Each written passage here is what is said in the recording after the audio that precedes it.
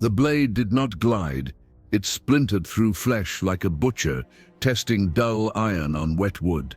The first strike cracked bone, but left the head attached, blood spurting in rhythmic bursts that stained the straw beneath her feet. A second swing tore deeper, splashing the executioner's hands in red. On the third, the neck gave way with a sound closer to tearing fabric than justice being served. Her lips still moved, twitching as if whispering one final prayer to a god who did not answer. The hall reeked of iron and smoke, while the crowd, nobles, guards, priests, stood locked in a silence so complete it resembled awe. This was not execution. It was dissection, a royal autopsy performed on conscience itself. The myth of noble sacrifice, of calm and sanctified death, rotted here before witnesses who had expected a sermon and received carnage. History's artists later painted her serene, bathed in candlelight, but the real Mary died amid torn skin, slipping blood, and trembling fear. Her crimson gown clung to her body like a flag of rebellion, soaked until indistinguishable from the gore beneath. To understand how this horror was sanctioned, we must return to the court that sharpened the axe long before it fell. Before she became a condemned body trembling beneath the axe, Mary Stuart was the glittering embodiment of royal fragility. Raised in the golden courts of France, she learned that power was a performance, a crown balanced on a blade. Her education was steeped in poetry, diplomacy, and faith. Yet beneath the silks and candlelight, she was marked for sacrifice. A Catholic queen adrift in a Protestant storm, every prayer she whispered echoed like a confession in enemy ears. While popular portraits show her serene, cloaked in crimson and prayer beads, the truth was far crueler. She lived under surveillance so total it resembled dissection.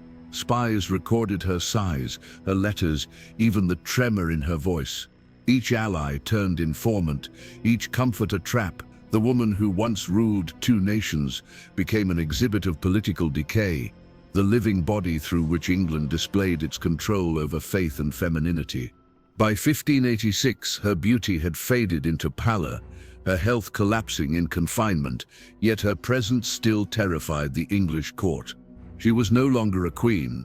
She was an infection that had to be purged. But even before the warrant was signed, the machinery of political destruction had been grinding for years, its gears greased not with reason but with fear, a slow, deliberate strangling hidden beneath the velvet of royal correspondence.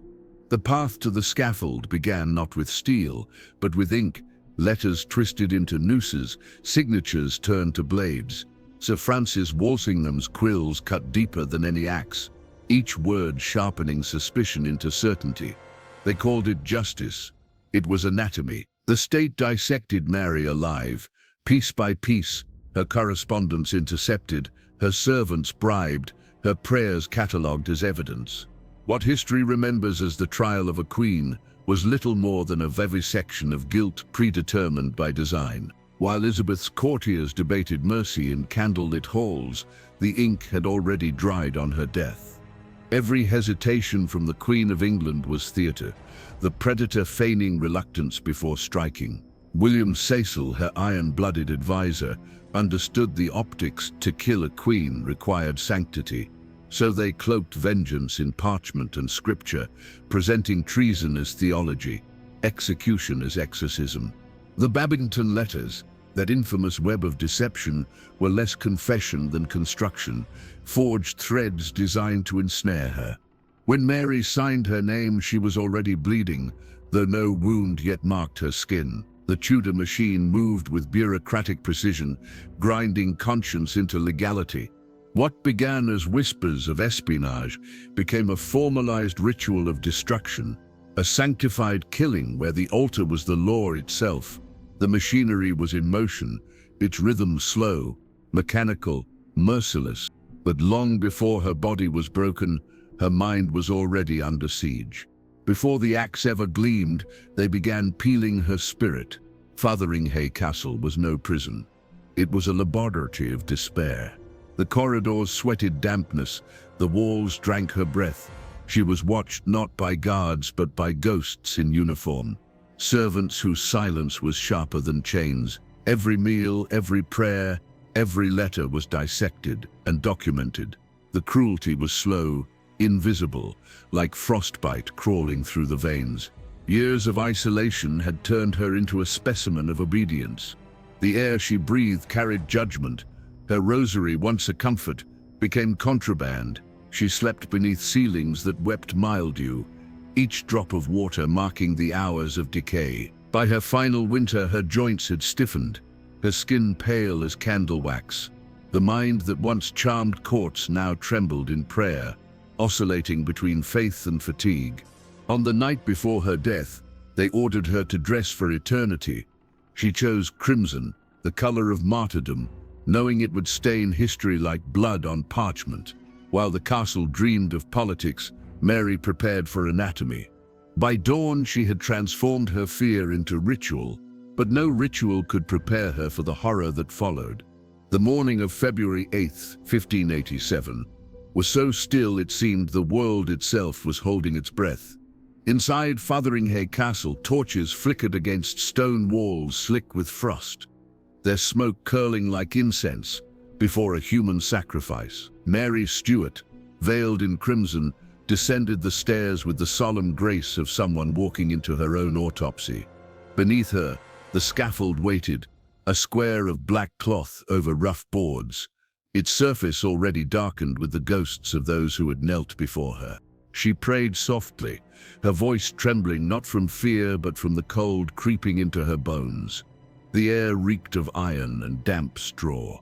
The crowd, nobles, officials, guards, pressed forward, faces pale in the torchlight, unsure whether they were attending justice or desecration. When Mary removed her outer cloak, revealing the blood-red dress beneath, a murmur rippled through them. It was as if she had become the wound itself. The executioner knelt for forgiveness. She granted it, then knelt upon the block. The first blow missed, hacking through flesh, but not bone. A gasp tore through the hall. Blood erupted in a warm arc, staining her gown until the color between fabric and wound was indistinguishable. The second swing half severed her neck. She twitched, a puppet caught between worlds. Only the third strike finished the work, the blade slicing through vertebrae with the sound of wet rope snapping. When the head fell, it rolled across the straw and came to rest, lips still moving, a grotesque imitation of prayer. The executioner seized it by the hair, lifted it high, and the wig detached in his hand. Her head dropped again, revealing cropped gray hair, fragile as ash, the illusion of youth gone in an instant. A small dog hidden in her skirts crawled out and lay beside the corpse, whining softly, its fur matting in her blood. Even the hardened men turned away. One vomited into the straw. Silence spread through the chamber like smoke. It was not reverence. It was horror, realizing it had made itself holy. But even in death, the political theater was far from over. The moment her body fell still, the machinery of erasure began. They moved quickly, as if afraid her blood might speak. Her corpse was stripped and washed, the crimson gown peeled away like skin from sacrifice. The executioner's block was scrubbed, but the stains clung to the wood, seeping into its grain like memory refusing to die. Outside, the crowd dispersed in uneasy silence, carrying the scent of iron and guilt on their clothes. Within hours, official scribes were already forging her redemption into sin. Pamphlets proclaimed divine justice. Sermons recited Elizabeth's innocence. The Queen herself performed outrage, weeping before her courtiers, swearing she never intended it. Yet the ink on the warrant bore her unmistakable hand, each loop of her signature a tightened noose around conscience. Mary's remains were sealed away, hidden in an unmarked chamber, denied burial rites, her body treated not as royalty but as evidence.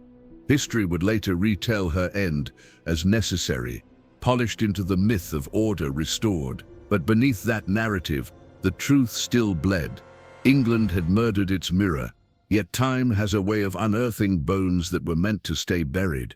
Centuries later, the bones of Mary Stuart still whisper through the stone of Fotheringhay and Holyrood alike, a soft, restless echo that refuses to decay. In death, her body was buried, exhumed, then reburied again, as if the earth itself struggled to contain her story. The same England that once silenced her now displays her likeness in galleries, her portraits varnished into sainthood. The hypocrisy gleams like polished brass, beautiful but cold to the touch. Her execution was not the end of a woman, it was the birth of a warning. The Tudor axe became a metaphorical scalpel, carving obedience into history. Her crimson gown, soaked through with blood, became the scripture of female defiance written in a language kings could not erase. Even now, every courtroom and government that kills in the name of security repeats that same ritual, the illusion of justice masking the machinery of fear. Modern psychology calls it moral displacement, the human mind's talent for disguising cruelty as order. The Tudors mastered it centuries before. Every crown hides a blade, and every empire built on silence must one day hear the echo of its own executions.